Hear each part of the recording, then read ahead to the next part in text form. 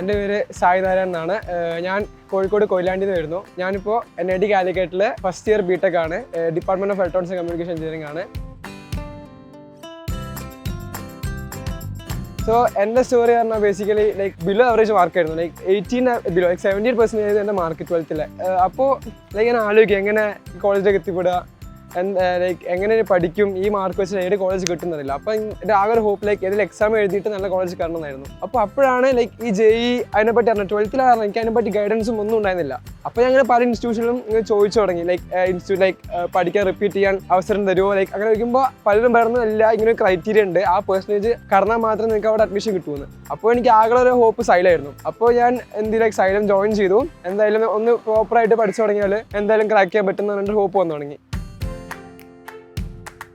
So exams ഒക്കെ എടുക്കുമ്പോൾ നമ്മളെ മെയിൻ പ്രശ്നം എന്താ? സ്ട്രെസ്സ്. അപ്പോൾ ഈ സ്ട്രെസ് നമ്മൾ എങ്ങനെ കൈകാര്യം ചെയ്യുക?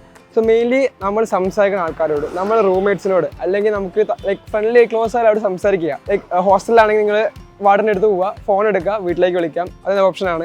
മെൻറ്റേഴ്സ് തന്നെ ഉണ്ട്. നമ്മുടെ മെൻറ്റേഴ്സ് നമുക്ക് എന്ത് വേണം ഓപ്പൺ ആയിട്ട്. നമ്മുടെ ചേട്ടനെ പോലെയാണ് നമ്മുടെ മെൻറ്റേഴ്സ് നമ്മളെ. സോ നിങ്ങൾ സ്ട്രെസ്ഫുൾ ആണെങ്കിൽ നിങ്ങൾ എന്ത് ചെയ്യുക? മാക്സിമം ഓപ്പണായി സംസാരിക്കുക, ആൾക്കാരോട് പറയുക, സംസാരിക്കുക. ലൈക്ക് എന്താ പറയുക, ഇങ്ങനെ സ്ട്രെസ് ആയിരിക്കാൻ പാടില്ല. എക്സാംസിൽ ലൈക്ക് നല്ല ബാധിക്കും അത്. അതുകൊണ്ട് മാക്സിമം സ്ട്രെസ് റിലീഫ് ആയിട്ട് ഈസി ആയിട്ട് കൂളായിട്ട് പഠിച്ചാൽ മതി. ഇനി എനിക്ക് പറയാനുള്ളത്, നിങ്ങൾ എഴുതാൻ പോകുന്നവരോടാണ്. നിങ്ങളിപ്പോൾ 2 JEE ഓൾറെഡി കഴിഞ്ഞല്ലോ. അപ്പോൾ നിങ്ങൾ പ്രതീക്ഷിച്ച പേഴ്സൺ കിട്ടിയിട്ടുണ്ടാവില്ല. അപ്പോൾ നിങ്ങൾ തളരാൻ പാടില്ല. അങ്ങനെ തളർന്നിട്ടുണ്ടെങ്കിൽ NITയിലൊന്നും എത്താൻ പറ്റില്ല. അപ്പോൾ നിങ്ങൾ മാക്സിമം എന്താ ചെയ്യേണ്ടത്? നിങ്ങൾ ഗിവ് അപ്പ് ചെയ്യാതെ ട്രൈ ചെയ്യണം. നിങ്ങളിപ്പോൾ കുറേ ക്വസ്റ്റ്യൻസ് സെറ്റ് ചെയ്തിട്ടുണ്ടാവും JEEയിൽ. അതേ ക്വസ്റ്റ്യൻസ് എടുത്ത് നിങ്ങൾ പ്രാക്ടീസ് ചെയ്തുകൊണ്ടിരിക്കണം. ഡെയിലി PYQസും എല്ലാം ചെയ്തുകൊണ്ടിരിക്കണം. റിവിഷൻ എന്തായാലും മിസ്സാക്കാൻ പാടില്ല. എന്തായാലും റിവൈസ് ചെയ്യണം എല്ലാ ടോപ്പിക്സും. പിന്നെ അറിയാത്ത ടോപ്പിക്സ് ഉണ്ടെങ്കിൽ, ലൈക്ക് ഒട്ടും ടോപ്പിക്സ് ഉണ്ടെങ്കിൽ പിന്നെ നിങ്ങൾ തിയറി പഠിക്കാൻ പോകാൻ പാടില്ല. നിങ്ങൾ ക്വസ്റ്റ്യൻസ് ചെയ്യണം, മാക്സിമം ക്വസ്റ്റ്യൻസ് ചെയ്യണം. അത്രേ പറയാനുള്ളൂ. All the best.